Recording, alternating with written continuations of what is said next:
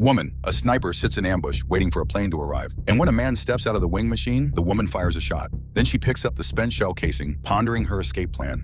Elsewhere, a man wakes up from a nightmare and drives off into the night, hoping to forget the horrific dream. He spends the hours until dawn by the sea, gazing sadly at a happy couple walking their dog. Later, he receives a letter from an unknown sender and sets off to the Marine Corps base. Once on federal property, he proceeds to the office of a woman who calls herself Agent Bartholomew. She knows that Levi comes from a military family and that he himself is an elite sniper with 113 particularly difficult kills to his name. After retiring, he took on private contracts, but he is currently bound by no obligations. Although he is ready at any moment to work with the Marines, he refuses any contracts because the military psychologist deemed him unfit for service. He is alone, no girlfriend, no relatives who might worry about him. The man does not use or experiment with substances because all that affects his accuracy. Levi could have appealed the doctor's findings, but sees no point in doing so, nor, in fact, in many other things. Meanwhile, at the cemetery of a small Lithuanian village, a man is playing Bach on the accordion when his daughter approaches. She is the sniper we've already seen, named Drasa. Today is the memorial day for their mother and wife, and they always try to meet at her grave. The father has heard that Drasa took a contract to eliminate a Belarusian oligarch, and the daughter admits it was a hard job because the man she killed had 4 children. But her father reminds her that the oligarch had been selling phosphorus bombs and anti-personnel mines. You can't possibly count the number of children who lost their health or even their lives because of that man. Drasa hands her father a shell casing, which he places in a wallet with several others, convinced that his daughter is doing the right thing. He asks Drasa to stay with him for a couple of weeks, but she has already received orders to report to Moscow tomorrow. Her father doesn't like it. After all, she's Lithuanian and doesn't have to obey. He is terminally ill and doesn't want to die in terrible pain. So he has decided to end his life on Valentine's Day. He asks her, wherever she may be on February 14th, to light a candle for him, look at Orion, and say goodbye. Sometime later, Levi flies off on yet another assignment. Ahead lies a restricted zone where his plane cannot go. To reach his post, he will have to travel on foot, 38 kilometers north. They take away his gadgets and watch, but hand him a sealed envelope containing the mission. Levi parachutes and soon lands in a forest. He treks through the mountains, arriving at his destination, where he is greeted by a soldier who is supposed to hand over the post to him. Jasper is very glad to see him, having spent a whole year there on his own. Levi admits he knows absolutely nothing about the mission, not even what country he's in. Jasper, in turn, cannot reassure him. He's in the same predicament. Soon the soldier leads him to a tower that will serve as Levi's living quarters for the coming year. It is fully autonomous, equipped with solar panels, a generator, and rainwater collection. Game is plentiful in the surrounding area, and there's even a garden. On the opposite side of the gorge stands an identical outpost belonging to the Eastern Bloc. Levi cannot get there, even if he wants to. The slopes of the ravine are mined and bristling with traps of all kinds, so each side simply does its own job. The work here is simple and suitable for a qualified technician. He must conduct a daily patrol of the western border, inspecting fortified defense points. A connection check with the outside world happens every 30 days. Satellite transmitters are installed all along the border to shield the gorge by sending false signals. Consequently, this place is invisible to spy satellites and reconnaissance drones. There is no communication with the outside world. In a worst-case scenario, there is a panic button that will alert the authorities if something happens. If all systems fail or there's an invasion, the system will initiate the stray dog protocol. Justin doesn't know what that is, but if Levi hears sirens, the best course is to run far away. He thinks it's all tied to the Cold War, because each year someone from the west patrols this side, while someone from the east watches their own side of the gorge. And for 75 years, no one has ever discovered what's actually inside the gorge. The main objective is not to let whatever's in the gorge get out. A year ago, when he took over, Justin also thought his predecessor had gone crazy, but he got to see something the guards dubbed Hollow Men. Justin doesn't know what they really are, though the phrase is taken from a poet's work. Justin knows that in the late 40s, 3 battalions, 2,000 and 400 cavalrymen were sent into the gorge to clear it out, but none returned. After that, they switched to a containment system. Justin learned all of this from his predecessor's stories, which may well be a broken telephone version, but the soldier himself believes the gorge is an entrance to hell, and they are guarding the gates. The men bid farewell, and Justin heads to the pickup point where a helicopter is supposed to collect him. Soon, the aircraft appears in the sky and drops a cable. But as Justin climbs aboard, the pilot shoots him and throws his body down. Then he reports to Bartholomew that the rotation is complete. A month passes. Levi diligently fulfills his duties, going on daily patrols, checking all the weapons, ensuring the mines are ready, then radioing his superiors to report that everything is running smoothly. In his free time, he reads, "There are plenty of books in the tower after all." One day he notices a few quotations on the wall, presumably left by his predecessors, dated from past decades. Sometimes he tends the garden, harvesting the last of the season's produce. And one day he hears the sound of a saw from the other side of the gorge. Looking through binoculars, he sees a woman. Drasa also tries to make out her colleague across the way, but when she sees him move away, she returns to her task. That night, Levi wakes from his usual nightmare, jumps up, and grabs his rifle, not realizing he has broken a glass and cut his foot on the shards. Bloody footprints on the floor help him come to his senses. He picks up his binoculars and sees Drasa, who also isn't sleeping. But when she notices his gaze, she extinguishes her candles and moves deeper into her room. Another month goes by. Drasa Drasa celebrates her birthday and then starts watching Levi. Bored, she decides to play a prank. She fires a shot into the air to get his attention. When he reaches for his binoculars, she holds up a sign asking for his name. He warns her that contact is forbidden, but Drasa isn't bothered. She writes her own name and, since it's her birthday, declares she'll do as she pleases. Levi laughs, writes down his name, and suggests they have a drink in her honor. The woman then turns on music and asks him to dance with her, but Levi insists he has no idea how to dance. Drasa doesn't believe him. Surely there must be something he's good at. Levi confesses that he's a good sniper. Drasa wants proof. Levi places his flask on the edge of the parapet, planning to shoot it, but Drasa knocks it off first with her own shot. In response, Levi ruins her bottle of wine with a bullet. Drasa then balances another bottle on her head, showing that he can keep practicing. But suddenly, she loses her balance for a moment and, startled, takes down the bottle, motioning for him to look below. Levi peers into the darkness and soon spots something moving, a strange creature resembling a living tree. He opens fire just as one of these beings steps on a mine and blows up, but others continue climbing the wall. Drasa now opens fire as well, helping Levi shoot down the monsters. Together, they take out several creatures, after which silence falls. But as soon as Drasa steps back from the edge, hands with branch-like fingers grip the ledge, and a woody monster crawls over. It keeps moving towards the woman, ignoring her gunfire, and Levi covers her with a shot from his rifle.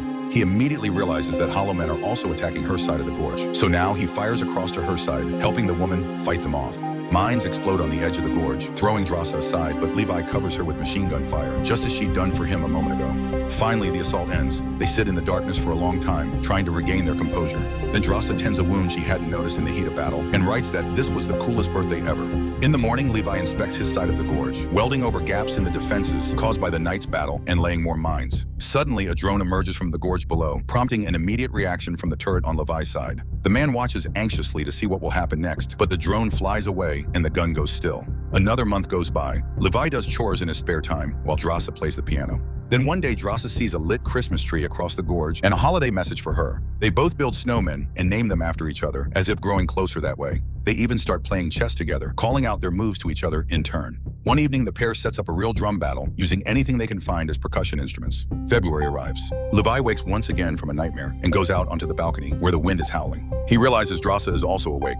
In the morning, he writes her a note, but she doesn't respond because it's February 14th. She turns on a Bach record and cries, remembering her father. When Levi notices this, he asks what happened. Drasa confides that she's having a difficult day and suddenly wishes he were with her. Levi can't sleep all night, pondering the situation. Then he reads a quote on the wall about the courage of those who've come far and sets to work building a complicated contraption. In the morning, Drasa sees Levi firing a grenade across to her shore with a rope attached, thus setting up a makeshift cable crossing. She runs into the woods, finds the smoldering device, extinguishes it, and ties the rope to a tree. Then she spots a note with an invitation to dinner. Levi tidies himself up and gathers a bouquet of wildflowers, then launches himself off his side of the gorge, zipping along the rope. But he slows before reaching Drasa's edge and must haul himself along by hand, which isn't easy. Drasa invites him to have rabbit pie and he offers her the flowers. He can't help expressing his admiration. Up close, she's even more beautiful. She suggests he wash up in the sauna first, since he's all sweaty from crossing over. Levi laughs, explaining that he miscalculated the tension on the line. Drasa promises to bring him some clothes left behind by previous occupants, but teases him by hanging them a bit too far from the sauna, forcing him to run around naked to get dressed. Later, they have lunch and speculate about where in the world they might be. Both of them were drugged during transport, so they have no idea. Levi can say one thing for sure: they're in the northern hemisphere. He then admits he's a sniper. Immediately, Drasa realizes who he is. His shot in Yemen was the pinnacle of marksmanship. Levi shifts the conversation back to their location. Drasa explains that her father advised her not to learn the whole truth. Levi talks about his childhood in Oregon, where his father taught him how to shoot. That night, they turn on music, and Drasa manages to make Levi dance, noting that he lied about not knowing how. He's very graceful. The two grow closer. Afterward, they talk about everything, eager to learn more about each other. Levi confesses that he wrote a poem dedicated to her, but refuses to recite it. In the morning, Levi says goodbye to Drasa, admitting that her pie was simply divine, then heads back across the gorge. But as he nears his side, a mine goes off, the rope snaps, and he plummets into the gorge. Drasa immediately grabs her weapon and a parachute and jumps after him. But dense fog hides a raging river below, and she plunges into it, quickly sinking. She barely manages to cut herself free from the parachute lines, losing her gear, and struggles to survive by clinging to a fallen tree. Meanwhile, Levi hangs unconscious upside down in one of the gorge's enormous trees, unaware that its branches are coming to life, turning into a strange insect-like creature that's about to devour him. Fortunately, he revives and manages to shoot the monster. Drasa hears the shot and hurries toward the sound, while Levi falls from the tree. Hitting the roots, he realizes they are awakening and trying to pull him underground, apparently intending to feast on him. A gigantic, maw-like opening is about to close over him when Drasa arrives and opens fire, causing the roots to retreat. Levi thanks her for coming to his rescue, but she's sure he would have done the same for her. They wander through the foggy forest, discussing how to get out of there, when suddenly a horse made of tangled roots charges at them. Riding it is a strange plant-like humanoid. The figure dodges their bullets and then attacks Drasa, while Levi fights off the horse. The pair barely manages to defeat these bizarre creatures. Levi speculates that living humans serve as food for these plant monsters. Then Drasa realizes she lost their rope in the river, and now it's unclear how they can climb back up. She suggests following the river, hoping there's an exit somewhere. Levi points out the remnants of a uniform on the fallen rider. It's all post-war attire from the 1940s. These must be the remains of those cavalrymen who vanished. They set off, marveling at the strange, terrifying tangles of trees and shrubs that clearly incorporate human shapes. Before long, they come upon partially demolished structures, apparently damaged by seismic activity. They enter a building that looks like a church and go inside. The pews are still there, and here and there they see human remains on them. Levi detects a familiar odor and deduces these people died from cyanide poisoning. But how could that have happened? Drasa begs him to leave as soon as possible, when suddenly huge spiders drop down on them from above. They shoot their way out and sprint for the door, just as the mummified corpses on the pews start to move. Drasa fires a grenade launcher at the church wall. It catches fire, and they manage to escape this nightmare. They try to hide, but it's impossible. Monsters are everywhere. Drasa suggests they stick close to the gorge wall, where at least no one can attack from behind. They run there and find an entrance to a more or less intact hangar, where they can barricade themselves and get a little rest. Soon they realize this is a base built into the rock of the gorge. They discover an old laboratory full of chemicals and compounds. Searching it, Levi finds a reel of film in a generator that still works, despite all the years. Lights come on, Levi finds a projector, and they watch a film in which a lab worker describes a secret coalition of Eastern and Western nations. Near the end of World War II, while Oppenheimer was creating the nuclear bomb, they were developing a chemical warhead of unprecedented destructive power in this lab. Suddenly, a severe earthquake struck the gorge, destroying the lab. The resulting biochemical contamination fused human DNA with plants, animals, and even insects, turning people into monsters. However, some individuals turned out to be more resilient to the infection. If no mutation shows up within 5 days, a person is immune. The woman on the film shows frightening changes on her body, while Drasa notices a sealed ampule containing some solution. Meanwhile, the scientist continues, saying humanity might be spared only because the gorge is in an impassable region. She begs forgiveness and hopes God will have mercy on them. The film ends. The pair moves on and soon finds a room with modern equipment that clearly didn't exist in the mid-20th century, so the lab must have operated until recently. But why not simply bomb it to eradicate the threat to humanity? Liam starts up a computer and reads the name of a militarized organization, Darklake. He realizes they weren't working for the military, but for a private company, evidently a very wealthy and powerful one. He knows Darklake's drones collect hybrid specimens worldwide, so the company must be creating super soldiers and protecting its secrets. Levi then sees a program named Stray Dog and recalls Jared's warning. He realizes it's the code name for a thermal bomb that should have destroyed the gorge in the event of a leak, but apparently the earthquake damaged it. Levi admits that if they don't make it out, it was still worth it because he got to meet her. They prepare for the journey ahead when Drasa realizes she forgot her bag by the entrance, where all their ammo is. They have no choice but to go back. Tossing a smoke grenade for cover, they head outside. Drasa retrieves the bag, but out of the haze, a long root lashes out, grabbing her leg and dragging her away at high speed. It whips past Levi. Some root rider on horseback has seized the woman, carrying her off into the darkness. She tries to cut the root away, but she's slammed into something and loses consciousness. Levi goes after her and soon finds a ruined missile silo. Drasa comes to her senses to find herself hung up in a room with a hollow man peering at her, evidently deciding where to start eating. She manages to free herself and fight back, but the monster is very strong. Drasa sets it on fire with a log from the fire, but it nearly overpowers her. Then Levi appears, saving her. He examines the Hollow Man and realizes it's the remains of one of his predecessors, the very officer who had named the creatures Hollow Men. They leave and soon discover damaged rockets and a crowd of mutated humans, their fusion with plants turning the space into a web-like nightmare. Drasa and Levi pick their way past, but one plant human grabs Drasa and Levi struggles to free her. They flee, shooting at the living tendrils, until Drasa fires a grenade, setting the half-plants ablaze so they can escape. Before long, they find a still functional jeep fitted with a powerful winch and drive it to the cliff face. While Drasa fights off Hollow Men, Levi uses the winch to fling the cable up top, and the vehicle starts pulling them upward. But the monsters won't quit. The entire way up, they have to fight Hollow Men, nearly falling into the abyss. When they're just a few meters from the top, Levi almost slips but manages to grab hold of the frame. He punctures the gas tank so fuel drenches the creatures still clinging to the rope. Levi ignites the fuel and the jeep plunges down, knocking the Hollow Men loose, while Levi and Drasa dangle off the cliff, then cut the rope. They manage to reach Drasa's tower. After taking a moment to compose themselves, they consider what to do next. If they're infected, there's only one choice: go back down. But they need to wait 5 days first to see if symptoms appear.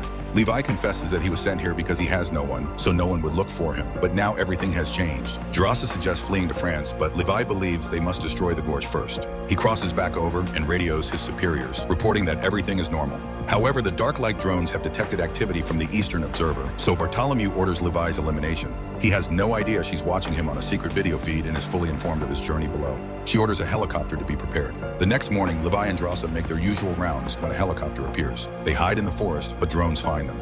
The two try to break out of the kill zone of the Gorge's missiles, but the drones open fire, wounding Levi. Drasa manages to shoot down the metal hunters. Finally, they exit the danger area, while Bartholomew sees the Buddha quote Levi has left on the wall and realizes it's time to flee. But Levi and Drasa open fire, triggering a chain reaction of explosions that expose the Gorge's spy satellites. Then the stray dog protocol kicks in. The helicopter takes off but is caught in the blast. Levi is also knocked into the river by the shockwave and disappears into the current. Drasa waits 6 days for him in a nearby cave, then leaves. Sometime later, she settles in France and finally opens his last letter, which contains the poem he wrote for her. She cries, remembering Liam. She begins working in a cafe, and one day she suddenly sees Liam at a table. Drasa holds back from running straight into his arms and simply asks why he's been gone so long. Liam admits he was badly injured. Now, though, he's ready to work in her kitchen. They kiss. The film aspires to be an intellectual horror, a romantic melodrama, an action blockbuster, and a sci-fi horror all at once, but in the end, never decides on which cliff's edge to call home.